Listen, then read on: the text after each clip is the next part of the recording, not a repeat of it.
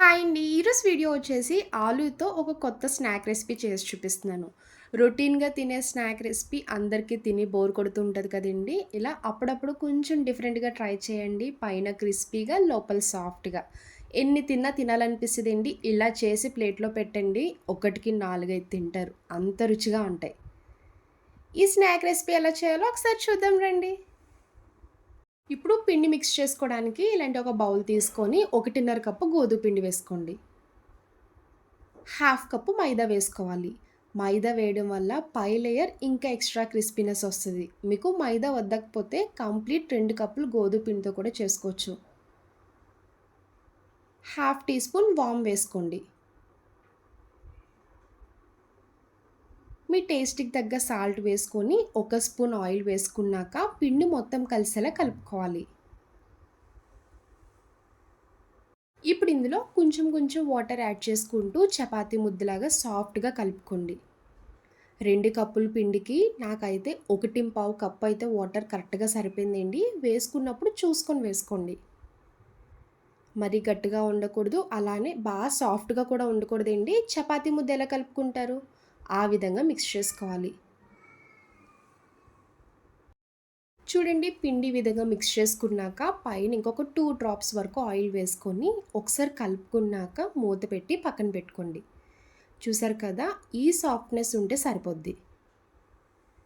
ఇప్పుడు లోపల stuffing ready చేసుకోవచ్చు. ఇప్పుడు లోపల స్టఫింగ్ రెడీ చేసుకోవడానికి 3 పెద్ద సైజ్ బంగాళదుంపలు బాయిల్ చేసుకొని ఇలా తీసుకోండి. పైన తొక్క చెక్కేసి మీ దగ్గర తురుముకునేది ఉంటది కదండీ! ఇలా కంప్లీట్‌గా తురిమేసుకుంటే మెత్తగా చాలా వస్తది. ఇలాంటి తురుముకునేది లేకపోతే పప్పు గుత్తి ఉంటది కదండీ! దాంతో కూడా మెత్తగా బాగా మెదుపుకోవచ్చు. ఇలా అయితే ఎక్కడ మనకి బంగాళదుంప ముక్కలనేవి అస్సలు కనిపించవండి. మెత్తగా వస్తది. ఒకటి మీడియం సైజ్ క్యారెట్ కూడా తీసుకొని తురిమేసుకోండి. క్యారెట్ వేయడం వల్ల టేస్ట్ కూడా బావుంటది. చూడండి బంగాళదుంప, క్యారెట్ ఈ విధంగా బౌల్‌లోకి తురిమేసుకున్నాక ఇప్పుడు ఇందులో హాఫ్ టీ స్పూన్ కారం, చిటికెడు పసుపు వేసుకోండి. మీ టేస్ట్‌కి తగ్గ సాల్ట్ వేసుకోవాలి. సాల్ట్ వేసుకున్నప్పుడు మాత్రం గుర్తుపెట్టుకోండి స్టార్టింగ్ పిండిలో కూడా వేసుకున్నాం కదా! 2 బ్యాలెన్స్ అయ్యేలాగా చూసుకొని వేసుకోవాలి. హాఫ్ టీ స్పూన్ ధనియాల పొడి, పావు టీ స్పూన్ జీలకర్ర పొడి. ఇంకో హాఫ్ టీ స్పూన్ అల్లం వెల్లుల్లి పేస్ట్ వేసుకోండి. అప్పటికప్పుడు ఫ్రెష్‌గా దంచుకొని వేసుకోండి. ఫ్లేవర్‌తో పాటు టేస్ట్ బావుంటది. 2 పచ్చిమిరపకాయలు చిన్నగా కట్ చేసుకొని వేసుకోవాలి. కొత్తిమీరి, కరివేపాకు ఇలా చిన్నగా కట్ చేసుకొని వేసుకోండి. ఇవన్నీ వేసుకున్నాక మొత్తం మిక్స్ అయ్యేలాగా బాగా మిక్స్ చేసుకోండి.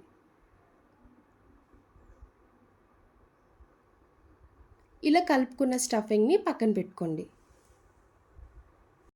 ఇప్పుడు ముందుగా కలిపి పక్కన పెట్టుకున్న చపాతీ పిండి తీసుకొని ఒక 1 మినిట్ ప్రెషర్ ఇస్తూ బాగా కలుపుకోవాలి. ఇప్పుడు ఈ చపాతీ పిండిని 2 ఈక్వల్ పార్ట్స్ కింద బాల్స్‌లా రెడీ చేసుకోండి. ఇప్పుడు ఒక బాల్ తీసుకొని రౌండ్‌గా చేసుకున్నాక చపాతీలాగా పెద్దగా చేసుకోవాలి.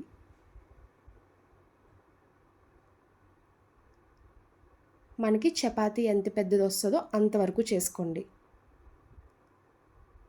పైన పొడిపిండి జల్లుకుంటూ చేసుకుంటే అంటుకోకుండా వస్తది.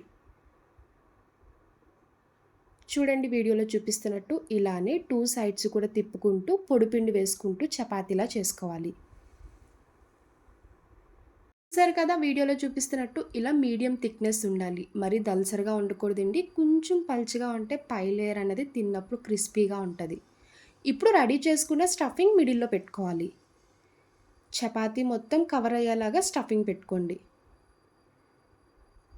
పల్చగా పెట్టుకోండి సరిపోద్ది.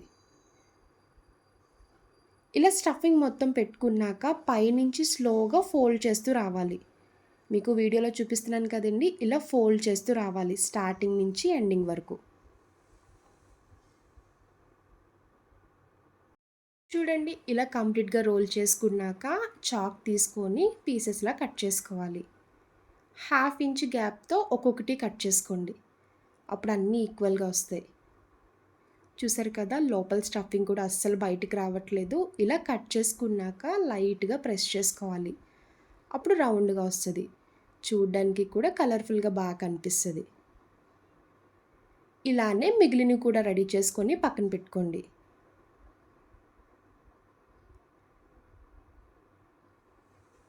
ఇప్పుడు ఈ ఆలు టిక్కీస్ ఫ్రై చేసుకోవడానికి డీప్ ఫ్రై కాకుండా షాలో ఫ్రై కింద చేసుకోవచ్చు.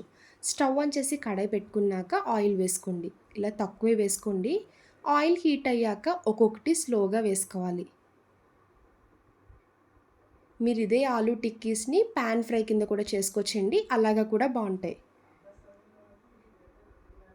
ఇప్పుడు 2 సైడ్స్ కూడా తిప్పుకుంటూ లైట్ గోల్డెన్ కలర్ వచ్చే వరకు ఫ్రై చేసుకోవాలి. చూడండి, ఆలు టిక్కీస్ ఈ కలర్ వస్తే సరిపోద్దండి. ఇంకెక్కువ ఫ్రై చేసుకోనక్కర్లేదు. ఇలా ఫ్రై చేసుకున్నవన్నీ ఒక్కొక్కటి తీసుకొని ప్లేట్‌లోకి వేసుకోండి. ఇలా వేడివేడిగా ఫ్రై చేసినవన్నీ ప్లేట్‌లోకి తీసుకున్నాక టమాటా కచప్ వేసుకొని తినండి. టేస్ట్ అయితే ఎక్సలెంట్ ఉంటది. రొటీన్ స్నాక్స్ తిని తిని బోర్ కొడుతున్నప్పుడు ఇలా కొత్తగా ట్రై చేయండి. నిజంగా చాలా ఫేవరెట్ అయిపోతారు. బావుంటాయి కూడా.